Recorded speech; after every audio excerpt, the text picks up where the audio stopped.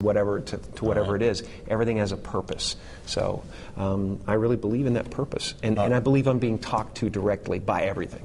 Didn't you suffer from depression? Yes, yes. I'm on a manic high right now. Can't you tell? How did you get through that to this?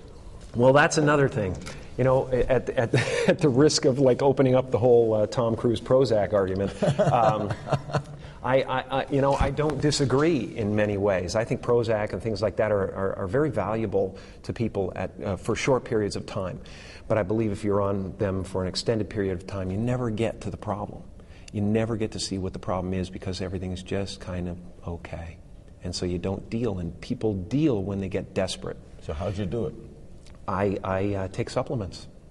Vitamins? Yes, there is it is vitamins, but it's also certain elements of the brain, like tyrosine and hydroxytryptophan, that they're treating depression with now. And it is a natural substance that's in your brain, but instead of being a serotonin inhibitor, which just uses the serotonin you have in Prozac and things like that. It just uses the serotonin you have, and it doesn't allow it to go back into the receptor.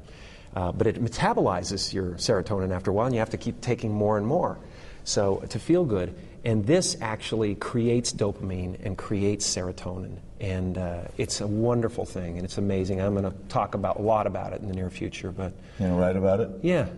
Has coming through this made you a better performer? Do you think? I think all experience. If you're a performer, if you're an artist, you ought to be able to take this table and make it into something. You know, you ought to be able to make something out of anything.